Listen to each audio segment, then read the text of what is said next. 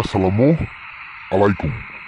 সকল মুসলমান ভাই ও বোনেরা, হিন্দু কিংবা অন্যান্য ধর্মের দাদু এবং দিদিকে জানাই আমার পক্ষ থেকে আদাব কিংবা নমস্কার।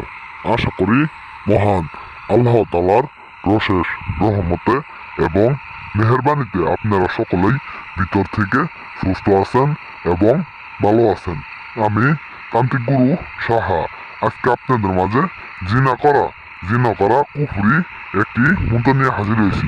আজকের মন্ত্র দ্বারাই কাজ করলে যে কোনো নারী 1 ঘন্টার ভিতরে একদম ন্যাংটা হয়ে আপনার বিছানায় এসে আপনার সাথে জিনা করতে বাধ্য, আপনার সাথে জিনা করতে বাধ্য। আজকের মন্ত্রটি শুধুমাত্র 3বার পাঠ করার সাথে সাথে যে কোনো নারী হতে পারে আপনার ভাবি, চাচি, খালা, আন্টি, ফুফু, যে কাউকে 1 ঘন্টার ভিতরে আপনার ন্যাংটা করাই আপনার সাথে জিনা করাইতে বাধ্য করতে পারবেন, আপনি বাধ্য করতে পারবেন। আজকের মন্ত্রটি খুবই পাওয়ারফুল মন্ত্র, খুবই শক্তিশালী মন্ত্র।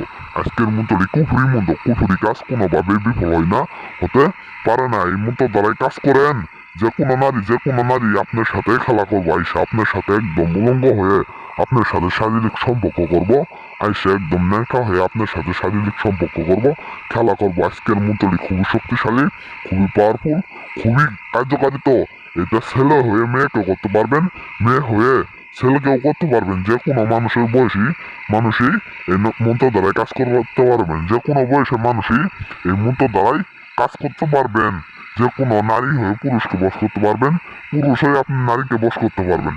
এখন আর আমি বেশি কথা বলবো না, বেশি কথা বললে আপনাদের মূল্যবান সময় নষ্ট করবো না। এখন আমি এই মন্ত্রের নিয়মটি, এই মন্ত্র কিভাবে কাজ করবেন এখন আমি বলে দিই। মেয়ে দেখতে পাচ্ছেন মন্ত্র আমি একটি পাঠ করে শোনাই দিই। মন্ত্র: জাগো জাগো মা কালী জাগো, ওমকে তাড়াতাড়ি আমার কাছে আনো, না হলে নরকের আগুনে পুরো, দুহাই কালী দুহাই।